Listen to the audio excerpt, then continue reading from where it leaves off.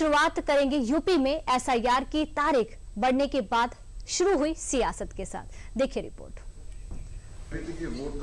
विपक्षी के पेट में दर्द इसलिए है कि जानते हैं कि गुंडा राज और उनके जंगल राज को उत्तर प्रदेश के लोग कभी स्वीकार नहीं करेंगे। यूपी में चुनावी रण का बिगुल अभी बजा भी नहीं और मैदान पहले से तपने लगा है। माहौल ऐसा बन गया है जैसे मतदान की उल्टी गिनती शुरू हो चुकी हो। मतदाता सूची की सफाई, फर्जी वोटों की छटनी, नए नामों के जुड़ने और पुराने नामों के हटने के सिलसिले लगातार जारी है, जिसको लेकर आयोग ने कई राज्यों के साथ साथ यूपी में भी स्पेशल इंटेंसिव रिवीजन यानी कि एसआईआर की डेडलाइन को 26 दिसंबर तक बढ़ा दिया है। लेकिन आयोग के इस फैसले के बाद भी प्रदेश की राजनीति में मानो तनाव का दौर थमने का नाम नहीं ले रहा है। एसआईआर हुआ तो कोई भी बीएलओ या कोई भी सुपरवाइजर किसी का कोई मरा, कोई देहांत हुआ क्यों? क्योंकि वो लंबी प्रक्रिया है। आप आराम से 6 महीने साल भर का समय दीजिए, मुझे लगता है कि सब लोग आराम से अपनी ड्यूटी भी करेंगे और बीएलओ का भी काम करेंगे और अपना परिवार भी देखेंगे। आपने 1 महीने का समय दिया जल्दबाजी में, जैसे नोटबंदी की, जैसे आपने लगाया, आपने पूरी तरीके से आपने लॉकडाउन किया, जैसे आपने जीएसटी लगाया, उसी तरीके से एसआईआर भी करा रहे हैं। सियासत की भाषा बदल गई है, लहजा तल्ख और दांव बड़े हो चुके हैं।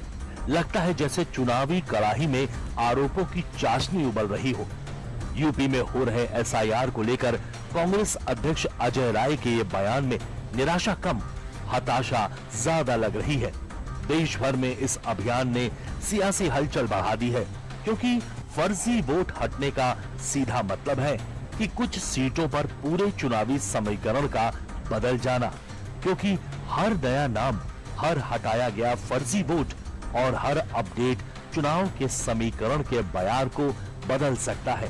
के मुद्दे पर कांग्रेस और विपक्ष जो है वो पूरी तरह घिर चुका है, वो पूरी तरह बेनकाब हो चुका है। बिहार के चुनाव ने बता दिया है कि लोगों ने एसआईआर का समर्थन किया है।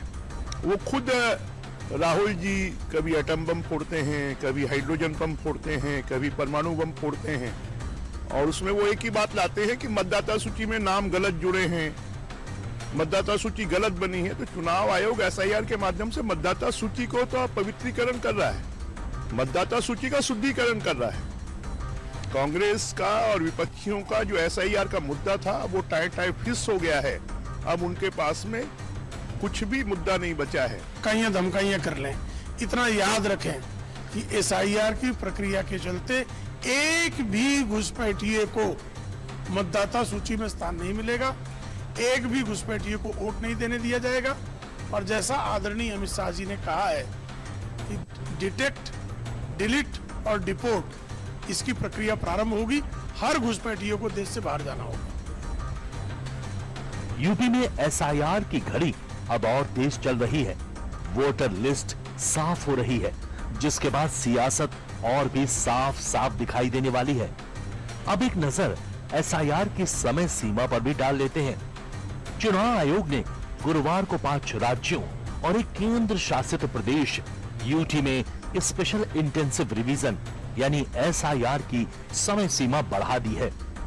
मध्य प्रदेश, छत्तीसगढ़ और अंडमान निकोबार में 18 दिसंबर तक फॉर्म भर सकेंगे। उत्तर प्रदेश में 26 दिसंबर, गुजरात और तमिलनाडु में 14 दिसंबर तक फॉर्म भरे जा सकेंगे। पहले फॉर्म की भरने की आखिरी तारीख 11 दिसंबर थी। भारत निर्वाचन आयोग का बहुत बहुत धन्यवाद देता हूं। एसआईआर की जो गणना प्रपत्र फार्म है उसकी जमा करने की तिथि बढ़ गई है। जो लोग विशेष रह गए हैं, जो गणना प्रपत्र फार्म नहीं भर पाए हैं, शुचिता और पारदर्शिता पूर्ण चुनाव के लिए सब लोग अपना गणना प्रपत्र फार्म भर करके तत्काल समय सीमा के अंदर जमा कर दें। जैसे मन की शुद्धता के लिए योग आवश्यक है, ऐसे ही लोकतंत्र की शुचिता के लिए एसआईआर बहुत ही आवश्यक है। सब लोग इसमें प्रतिभाग करें। एसआईआर पर तमाम सियासत के बीच यूपी में अवैध घुसपैठियों पर प्रशासन की कार्रवाई भी लगातार जारी है। जगह जगह जागरूकता अभियान भी चलाए जा रहे हैं।